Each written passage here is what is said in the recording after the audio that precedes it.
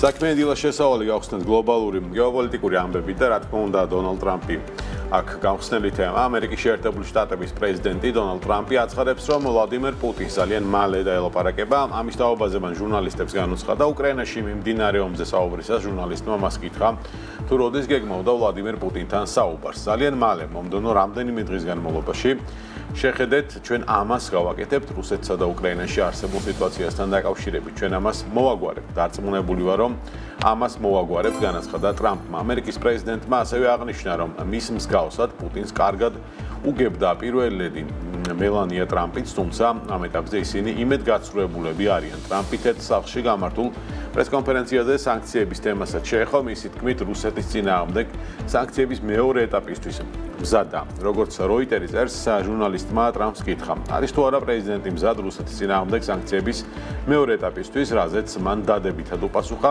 დიახ მე მზად ვარ აღნიშნა ტრამპმა ამ განცხადების შემდეგ არც კრემლში იჯდნენ გულხელდაკრეფილები და ისინი ტრამპის მიერ რუსეთისთვის სანქციების მეორე ფაზის დაწესების შესახებ გამოთქმულ მზადყოფნას გამოეხმაურნენ. პუტინის პრესმდივანი აცხადებს, რომ სანქციებს არ ჰქონია არანაირი ეფექტი და რუსეთი თანმიმდევრულად მიდის დასახული მიზნების მიღწევისაკენ. სანქციები ეს არის დღის წესრიგი, რომელსაც სათავეში უდგანან კიევის რეჟიმი და ევროპული ქვეყნები. ისინი ყველაფერს აკეთებენ იმისთვის, რომ ვაშინგტონი ჩართონ საკუთარ ორბიტაში და თავს მოახვიენ ეს სანქციები. ასე უპასუხა დიმიტრი პესკოვმა ჟურნალისტის კითხვას თუ როგორ აფასებს ის მოსკოვი ტრამპის მუქარას რუსეთის წინააღმდეგ ახალი სანქციების დაწესების შესახებ და მისივე განცხადებითვე მოსკოვი მიზნების მიღწევას პოლიტიკური და დიპლომატიური მეთოდებით ამჯობინებს მაგრამ თუ ეს შეუძლებელია რუსეთი გააგრძელებს სპეციალურ სამხედრო ოპერაციას ამასთან როგორც ცნობილია ამ კვირაში ევროკავშირის წარმომადგენლებიც ვაშინგტონში გაემგზავრებიან რათა მათ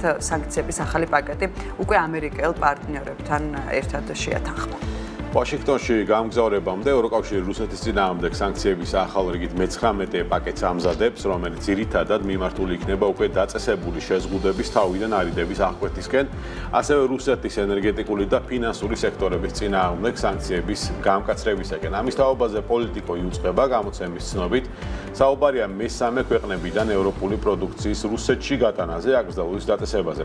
ამასთან ბლუმბერგის ცნობით ევროკავშირში განიხილავენ სანქციებისათვის თავის არიდების საწინააღმდეგო მექანიზმის ამოქმედებას ყაზახეთის მიმართ ეს ნიშნავს რომ ყაზახეთში აიკრძალება ისეთი ტექნიკის შეტანა რომელიც როგორც ევროკავშირში მიიჩნევენ დიდი რაოდენობით იგზავნება რუსეთში სამხედრო ინდუსტრიის საჭიროებისთვის გარდა ამისა ბლუმბერგი წერს რომ რუსეთის წინააღმდეგ ახალი სანქციების დაწესების შესახებ მიმდინარე კვირაში რომელიც ვაშინგტონში შედგება ეს მსჯელობა სადაც ევროკავშირის დელეგაციის ჩასვლას ელოდებიან როგორც აღნიშნეთ სააგენტოს ცნობითვე ევროკავშირის წევრ ქვეყნებს სურთ რომ რუსეთის საბანკო და ნავთობის სფეროს წინააღმდეგ დამატებითი შეზღუდვები შემოიღონ და სწორედ ეს კონკრეტული სანქციების მიმართულება იქნება მთავარი სასაუბრო თემა. ბლუმბერგის მიხედვითვე სანქციები შესაძლოა რომ შეეხოს რამდენიმე რუსულ ბანკს და მათ შორის ნავთობკომპანიას სახელდება ამ შემთხვევაში როსნეფტი და ლუკოილი. ასევე შეზღუდვების შემოღება იგეგმება იმ ტანკერების წინააღმდეგაც რომლებითაც რუსული ნავთობი გადააქვთ და მე-3 ქვეყნების კომპანიების მიმართ რომლებიც ამ შემთხვევაში რუსეთს სამხედრო ინდუსტრიაში გამოყენებად პროდუქციას აწვდიან და ეხმარებიან. აგრეთვე ევროკავშირის სანქციების რიგით მე-19 პაკეტი თავისთავში მოიცავს იმპორტებთან ბიზნეს საქმიანობის შეზღუდვასაც, რომლებიც იღებენ რუსული ნავთობით დატვირთულ ტანკერებს და ასევე შეზღუდვები შესაძლოა რომ გადანაწილდეს და შეეხოს ხელოვნური ინტელექტის სერვისებსაც, რომლებიც შეიძლება იყოს მათ შორის გამოყენებული სამხედრო სფეროში. ამერიკის შეერთებული შტატები არა საიმიგრაციო ვიზების გაცემის წესს ამკაცრებს. სახელმწიფო დეპარტამენტის მიერ გამოქვეყნებულ განცხადებაში ნათქვამია, რომ არა საიმიგრაციო, მათ შორის ტურისტული ვიზების მიღების მსურველებს დოკუმენტების წარდგენა მხოლოდ იმ ქვეყნებში შეეძლებათ, რომლის მოქალაქეებიც არიან, ან ამ ქვეყნის მუდმივი ბინადრობის უფლება აქვთ. ამასთან 17 ქვეყნის მოქალაქეებს, სადაც ამერიკის შეერთებული შტატების ვიზების გაცემა შეჩერებულია, დოკუმენტების წარდგენა მხოლოდ კონკრეტულ საელჩოებსა და საკონსულოებს შეეძლებათ. მაგალითისთვის, რუსეთის მოქალაქეებს ვიზების მიღების უფლება მხოლოდ ასტანასა და ვარშავაში მდებარე ამერიკის შეერთებული შტატების საელჩოებში ექნებათ, ბელარუსის მოქალაქეებმა ვარშავაში ან ვილნიუსში მდებარე დიპლომატიურ წარმომადგენლობას უნდა მიმართონ, ხოლო უკრაინელებმა დოკუმენტები კრაკოვსა და ვარშავაში უნდა წარადგინონ. ამ დრომდე ამერიკის შეერთებული შტატების ტურისტული ვიზის მიღება ნებისმიერ ქვეყანაში იყო შესაძლებელი სახელმწიფო დეპარტამენტში განმარტეს, რომ უკვე დანიშნული გასაუბრებები არ გაუქმდება. ახალი წესები არ გავრცელდება AG-C2-C3 ნატოს ვიზებსა და დიპლომატიურ ან სამსახურეობრივ ნებისმიერი ტიპის ვიზაზე. სახელმწიფო დეპარტამენტში ამბობენ, რომ იშვიათ შემთხვევაში შესაძლოა იყოს დაშვებული გამონაკლისი ჰუმანიტარული, სამედიცინო ან საგარეო პოლიტიკური საკითხების გათვალისწინებით. ვიდრე შეერთებული შტატები ვიზების გაცემას არეგულირებს, ამასობაში ევროზონაში ინვესტორთა განწყობა არის მკვეთრად გაუარესებული სექტემბრის მდგომარეობით და აპრილის შემდეგ ყველაზე დაბალ ნიშნულსაც კი მიაღწია. ამის შესახებ უახლეს ანგარიშში შევკითხულობთ, სენტიქსმა განაცხადა, სადაც ეკონომიკური შეშფოთებები კვლავ წამყვან გამოწვევად სახელდება. ინდექსი სექტემბერში 9.2 პუნქტამდე დაეცა, აგვისტოს 3.7-დან. ანალიტიკოსები, რომლებიც როიტერსმა გამოკითხა, ზრდას ელოდნენ და მათ შორის პროგნოზში 2 პუნქტსაც კი ვარაუდობდნენ, თუმცა შედეგი საპირისპირო აღმოჩნდა. გამოკითხვა 1024 ინვესტორს შორის ჩატარდა და როგორც მიმდინარე სიტუაციის, ისე მოლოდინების მკვეთრ გაუარესებასაც კი აჩვენებს. მიმდინარე ეკონომიკური მდგომარეობის ინდექსი აგვისტოს 13-დან სექტემბრის 18.8%-ულ პუნქტამდე შემცირდა, მოლოდინების ინდექსი კი 6 ქულიდან ამ შემთხვევაში 0.8 პუნქტამდე დაეცა. გერმანია როგორც ევროპის ერთ-ერთი უმსხვილესი ეკონომიკა, კიდევ უფრო მძიმე შედეგებს აჩვენებს. ქვეყნის საერთო ინდექსი სექტემბერში -2.1%-ამდე დაეცა და ასევე ექსპორტზე ორიენტირებულ ინდუსტრიაზე ზეწოლა კიდევ უფრო გაიზრდება, როგორც ანალიტიკოსები ვარაუდობენ, განსაკუთრებით შეერთებულ შტატებთან ახალი სავაჭრო ტარიფების შეთანხმების ფონზე, სწორედ ეს არის აღნიშნული სენტიქსის ინდექსში. ნავთობის ექსპორტიორი ქვეყნების ორგანიზაცია აცხადებს, რომ აჩერებს წარმოების ზრდას, რაც შესაძლოა ზედმეტად გადატვირთულ ბაზრებზე საფრთხით ჩანდეს, თუმცა ანალიტიკოსები ვარაუდობენ, რომ რეალური ზეგავლენა ფასებზე შედარებით შეზღუდული იქნება. OPEC+-ის ეს გადაწყვეტილება საკმაოდ ბოლოდნელი იყო. მთავარი სარგებელი, როგორც საერთაშორისო ექსპერტები აღნიშნავენ, უფრო პოლიტიკურია. ორგანიზაციის ლიდერი საუდის არაბეთი ცდილობს გაიმყაროს პოზიციები გაერთიანებაში, გაზარდოს საკუთარი ბაზრის წილი და განამტკიცოს ურთიერთობა შეერთებულ შტატებთან.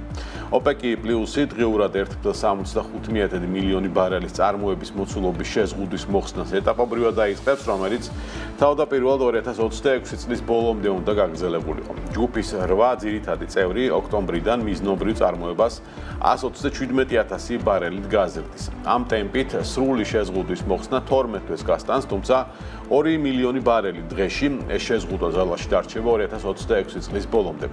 OPEC+-ი ასევე იტოვებს უფლებას მომავალ შეხვედრაზე დააჩქაროს, შეაჩეროს ან შეაბრუნოს წარმოების ზრდის პროცესი. მომდევნო შეხვედრა კი 5 ოქტომბერს არის დაგეგმილი.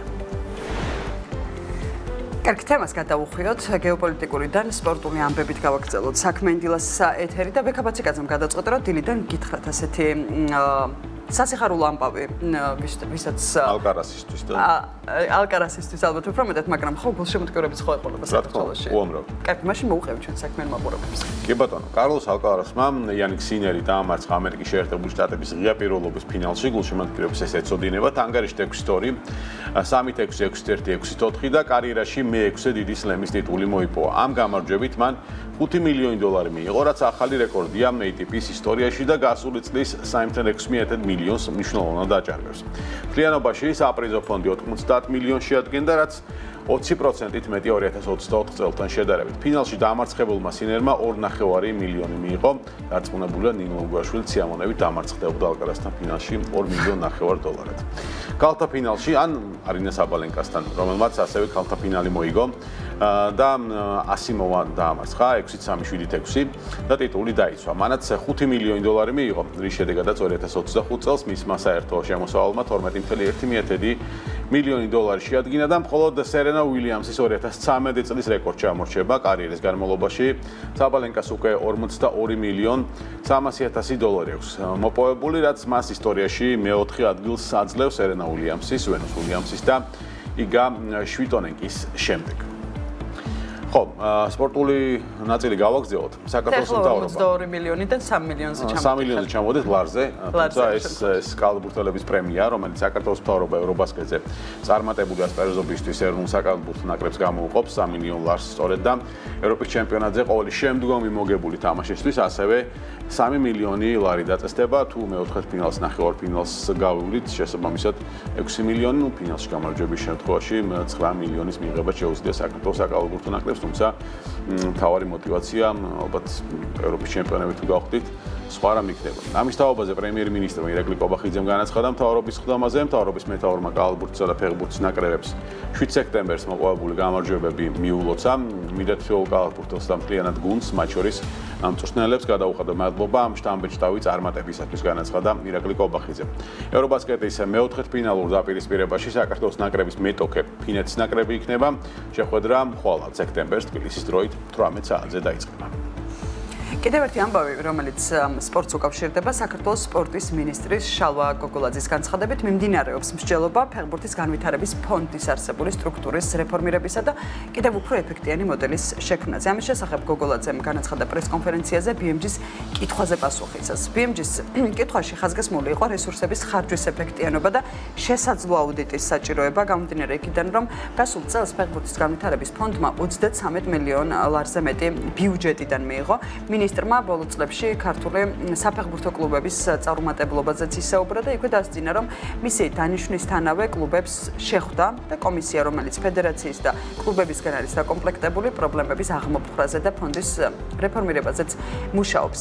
მისივე თქმით, რეფორმის კონკრეტულ დეტალებზე მსჯელობა გრძელდება და ასევე საბოლოო გადაწყვეტილება ამ განხილვების საფუძველზე მიიღება.